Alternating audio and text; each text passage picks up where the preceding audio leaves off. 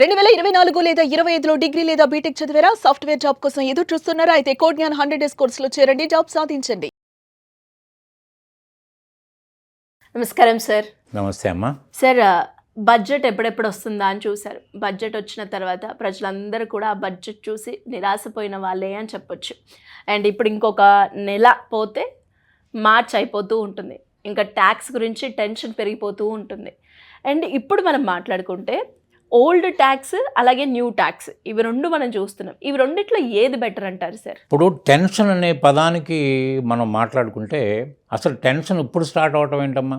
Tension అసలు ఎప్పుడైతే మీకు మార్చ్ అయిపోయిందో ఏప్రిల్ నుంచి మళ్ళీ కొత్త ట్యాక్స్ విధానం స్టార్ట్ అయిపోద్ది. అంటే ఆ సంవత్సరానికి ట్యాక్స్ కట్ చేస్తారు.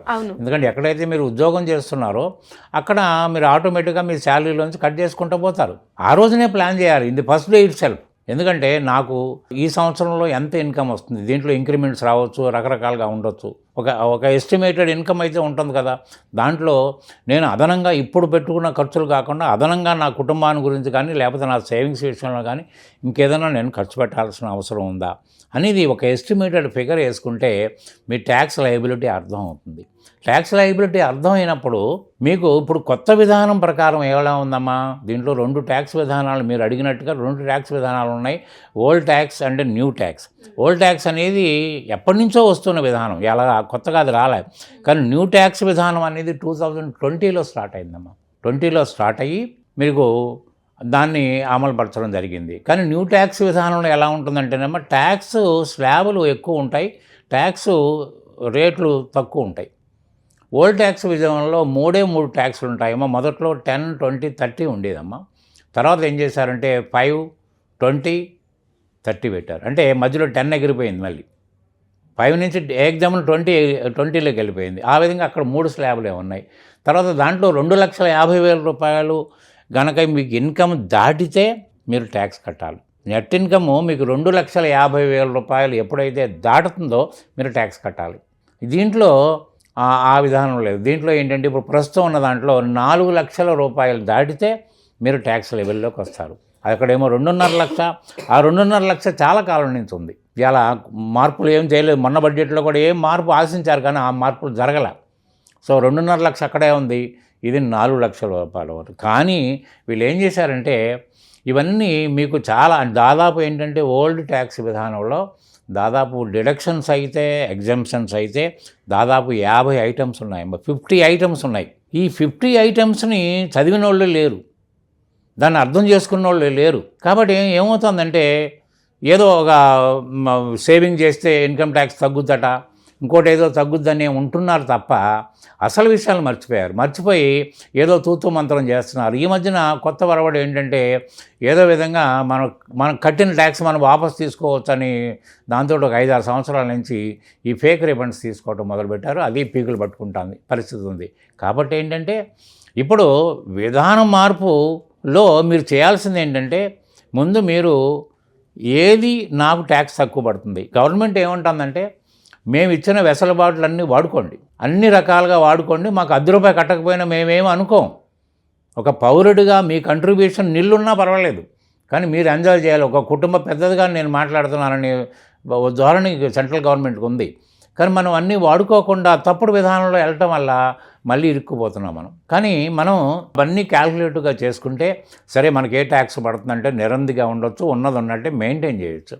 ట్యాక్స్ పడుతుందంటే ఈ ట్యాక్స్ నుంచి నేను లీగల్గా అవాయిడ్ చేయడానికి మార్గాలు ఏదైనా అన్వేషిస్తే ఖచ్చితంగా మార్గాలు. ఎందుకంటే 50 రకాల డిడక్షన్స్ ఎగ్జంప్షన్స్ ఉన్నప్పుడు 50లో మనకు కొత్తది దొరకదా? అంటే దాన్ని పరిశీలించడానికి కూడా ఓపిక లేదు. ఇంకొకటి విచిత్రమైన విషయం ఏంటంటే ఇవాళ ₹1,00,00,000 పైబడి శాలరీ ప్యాకేజ్ ఉన్నవాళ్ళు కూడా, నా దగ్గరే 1,50,00,000 శాలరీ వాళ్ళు ఉన్నారు. ఉన్నవాళ్ళు కూడా ఏ విధంగా కూడా కొత్త ఆప్షన్స్ నాకేమైనా ఉన్నాయా, నేను ఏదన్నా అవైల్ చేసుకుని నేను మినిమం ట్యాక్స్లో ఉండగలుగుతానన్న ఆలోచన ఎవరికీ లేదు. ఏదో తూతూ మంత్రంగా నాకు ట్యాక్స్ కడుతున్నారు, నాకు టీడీఎస్ అయిపోతుంది, దట్స్ మోర్ ఎనఫ్ అనుకుంటున్నాడు తప్ప ఏమీ లేదు.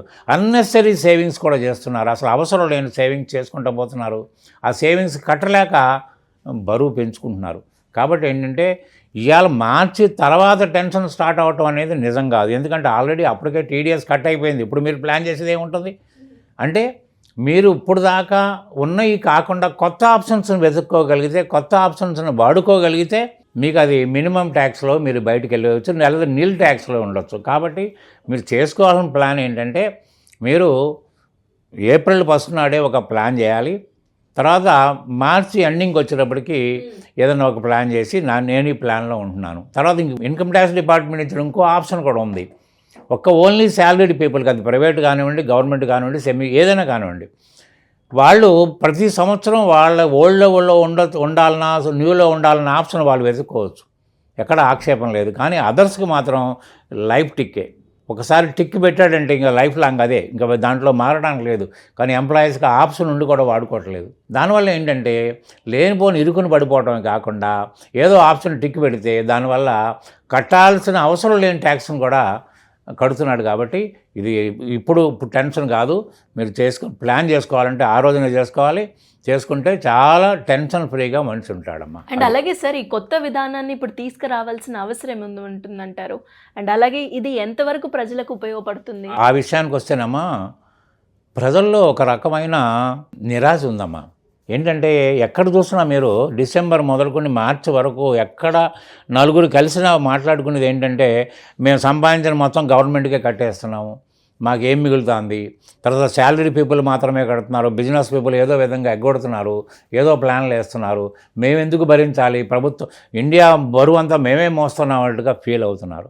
అందుకని ఏంటంటే ఇదంతా ఎందుకు అంటే, దీంట్లో 2 రకాల వర్గాలను తీసుకుంటే, ఒక కుటుంబ భారాన్ని మోసేటోడు ఒకడు, అలాగే మ్యారేజ్ కాకుండా ఉన్నవాళ్ళు, రిటైర్మెంట్ అయిన వాళ్ళు, వీళ్ళందరూ ఈ వర్గానికి వస్తారు. కుటుంబ భారాన్ని మోసేటోడు, తర్వాత కొత్తగా ఇవాళ ఉద్యోగంలో ఉన్నవాడు, తర్వాత రిటైర్ అయినవాడు. వీళ్ళకి ఏమవుతుందంటే, కొత్తగా ఉద్యోగం చేరిన ఏంటంటే, నా సంపాదన అంతా నేను ఎంజాయ్మెంట్కి వాడుకోవాలి, ఈ ట్యాక్స్లు ఈ సేవింగ్స్ నాకు ఇప్పుడే అవసరమా, నాకు ఇంకా రేపు వదిన పెళ్ళైన తర్వాత నేను ఆలోచిద్దాం, అప్పుడు సేవ్ చేద్దాం, ఇప్పటి నుంచి నాకు ఎందుకని ఉంటాడు. కాబట్టి వాడికి ఈ బరువు లేకుండా చేస్తే వాడు సేవ్ చేయాల్సిన అవసరం లేదు. ఎందుకంటే 12 లక్షల రూపాయల వరకు నో ట్యాక్స్ విధానం పెట్టారు కాబట్టి వాడు హ్యాపీగా ఎంజాయ్ చేయగలుగుతారు. అట్లా రిటైర్ అయినప్పుడు కూడా, రిటైర్ అయిన తర్వాత కూడా నాకు ఈ బాధలు తప్పట్లేదు, నేను మళ్ళీ ఇప్పుడు సేవ్ చేయాలంటే ఎక్కడ సేవ్ చేస్తాను, నేను 60 సంవత్సరాలు దాటిన తర్వాత నేను ఎక్కడ సేవ్ చేస్తాను అన్నవాడికి కూడా ఈ విధానం బాగుంటుంది అన్నారా.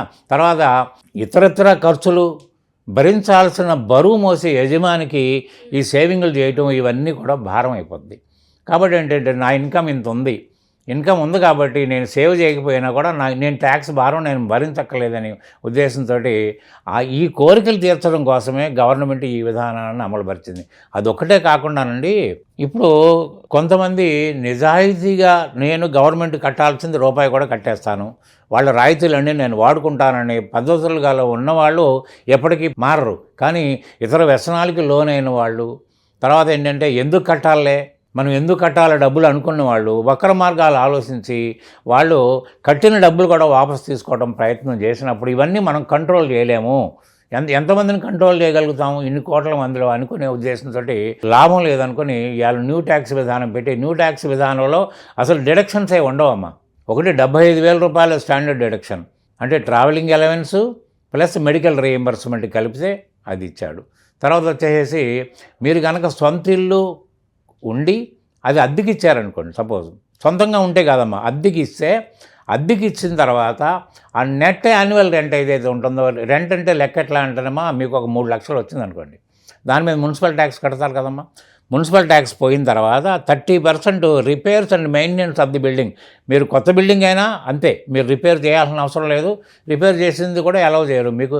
స్టాండర్డ్ డిడక్షన్ ఇది కూడా 30% పోయిన తర్వాత ఈ ఎంతైతే నెట్ యాన్యువల్ ఇన్కమ్ ఉంటుందో ఏది హౌస్ ప్రాపర్టీ మీద అంతవరకు మీరు కట్టిన బ్యాంకు వడ్డీ దీంట్లో మాఫీ అయిపోద్దమ్మా. ఇప్పుడు దాంట్లో నేను రాసింది ఏంటంటే 3 లక్షల రూపాయలు రెంటల్ ఇన్కమ్ అన్నాను నారా, దానికి నేను ఆ 3 లక్షల రూపాయలకి 2 లక్షల రూపాయలు ఇంట్రెస్ట్ కడుతున్నాను, మాఫీ అయిపోయింది. ఎంత అయితే ఉంటుందో అంత మాఫీ అయిపోతుంది. తర్వాత ఎఫ్డిఆర్లు చేస్తాం, ఎఫ్డిఆర్ ఇంట్రెస్ట్లు కానివ్వండి, లేకపోతే ఇతర ఇంట్రెస్ట్లు కానీ ఇవన్నీ దాంట్లో కలిసిపోతాయి. ఇవన్నీ కలిసి కూడా నాకు ట్యాక్స్ పడలేదనే ఇదిగా ఉండటానికి ఈ వెసులుబాటు కల్పించారు. న్యూ ట్యాక్స్ రిజిమ్లో ఓన్లీ 3 డిడక్షన్స్ ఉంటాయమ్మా. ఓల్డ్ ట్యాక్స్ రిజిమ్లో దాదాపు 50 రకాలు ఉంటాయి. 50 రకాల్లో వినియోగించే వాళ్ళు చాలా తక్కువ మంది అమ్మ. అది కనుక వాడుకోగలిగితే ఇది అంతకి న్యూ ట్యాక్స్ విధానం అమలు జరిపిన కారణం అయితే నాకు తెలిసినంత వరకు చెప్పగలిగింది అదొకటేనమ్మా. Anyways thank you sir. ఇంకా ఎవరికైనా కూడా దీనికి సంబంధించి ఎలాంటి ఇన్ఫర్మేషన్ కావాలి, తెలుసుకోవాలి అనుకునే వాళ్ళు ఎలా మిమ్మల్ని అప్రోచ్ అయ్యే ఛాన్స్ ఉందంటారు? ఖచ్చితంగానమ్మా. ఎందుకంటే ఎంత తెలిసినా కూడా ఇంకా తెలియాల్సిన విషయాలు చాలా ఉంటాయి కాబట్టి మీరు ఎటువంటి సందేహం ఉన్నా, ఎటువంటి ప్రాబ్లం ఫేస్ చేస్తున్నా మీరు ట్యాక్స్ విధానంలో ఇప్పుడు కూడా మించిపోయింది లేదు. మీరు నన్ను కన్సల్ట్ చేయొచ్చు. కన్సల్ట్ చేస్తే మీకు తగిన వెసులుబాటు కల్పించే ఉపాయం నేను చెప్తానని ఈ ఛానల్ పరంగా నేను చెప్తాను. Thank you sir. Thank you so much. Thank you very much. అవునమ్మా.